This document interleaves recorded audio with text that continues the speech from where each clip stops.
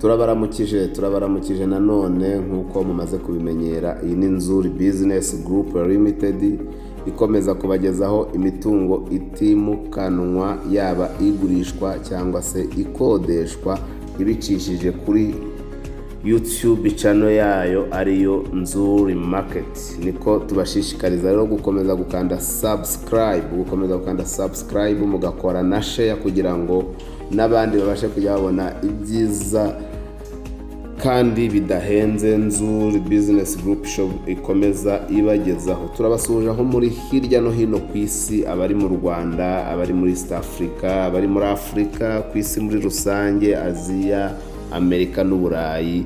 Mwese turabasuhuje cyane, turabizi ko mudukurikirana muri benshi, cyane kubera ibyiza by'akataraboneka dukomeza kubagezaho. Nitwe kampani ya mbere hano mu Rwanda itanga serivisi nziza ku bintu bijyanye no kubarangira no kubagurishiriza imitungo itimukanwa. Reka tubonereho kandi kubifuriza kuzagira impera z'umwaka nziza, kuzagira iminsi mikuru myiza ya Noheli n'Ubunani. Tubifurije Noheli nziza n'umwaka mushya muhire. Nk'uko mubimenyereye rero, uyu munsi tubazaniye inzu y'akataraboneka, inzu y'abagabo, inzu yo guturamo, inzu iri ahantu heza muri quartier nziza, inzu ifite view nziza, inzu ya etage nini cyane yo guturamo. Iyi nzu yubatse ku buso bwa metero kare 800, irimo ibibanza hafi 3. Iyi nzu rero ifite parking nini cyane kandi yubatse neza n'amapave meza agezweho ajyanye n'igihe akomeye. Iyi nzu ifite jardin nini cyane.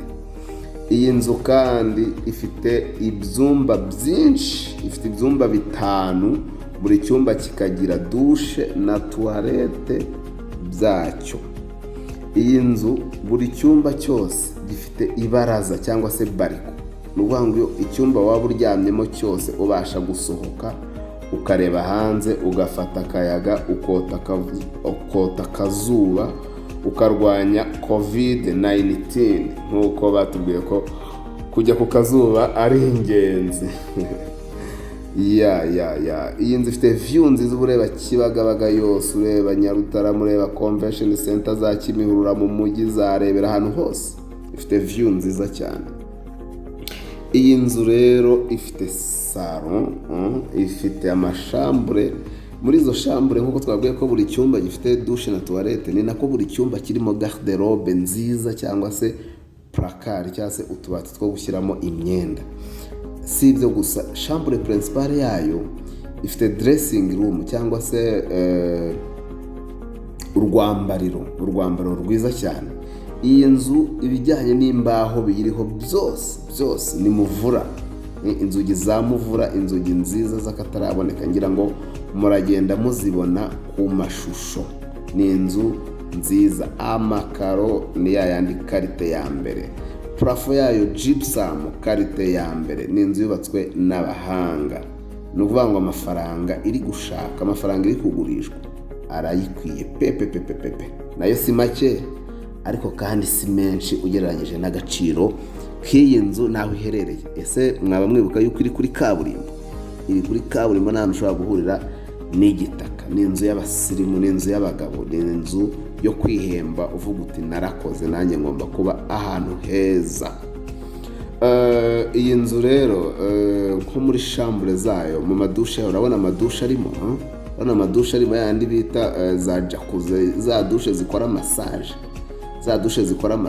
za dushe zirimo radio, woga wumva umuziki, ujyamo ukaruhuka pepe. Iyi nzu iri ahantu hari internet 4G. Iyi nzu amakamera ahantu hose kuri za gate. Beze ni inzu igezweho, ni inzu igezweho cyane. Abafite inkwi ngo barya ibihiye. Turabararikira kuza kugura iyi nzu. Wenda tutakomeje kuvuga byinshi, ahari amatsiko yabishe kubera ko mumenyereye ko tubaha imari za makeya. N'iyi rwose irahendutse pari raporo y'agaciro kayo.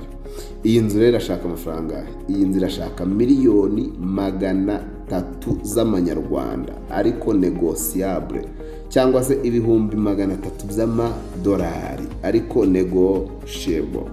Ni ukuvuga ngo ni igiciro twakumvikana tukagabanya cyangwa se tukabagabanyishiriza. Iyi nzu rero rwose nk'uko mubibona ni inzu y'akataraboneka, iri ahantu heza. Turabashishikariza mbese mwaje ubundi mukayisura, mukirebera. Ni muze hano ku Muhima kuri Yamaha, mugeze muri Feruje umanutse usa n'ugana Nyabugogo, urabona etaje y'amatafari ahiye iburyo yanditseho Shema House. Uzamuke muri etaje yayo ya nyuma, ukate mu gikari, umuryango wa mbere ureba ku Gisozi. Aho ngaho ni muri Nzuri Business Group Limited. Uraba wahageze, urahita usangamo umukobwa mwiza cyane agufashe uburyo wajya gusura iyi nzu, ubundi noneho tugukaturize uyigure, utura ahantu heza cyane. Ariko kandi ntiwibagirwe kuduhamagara kuri 0788 48 67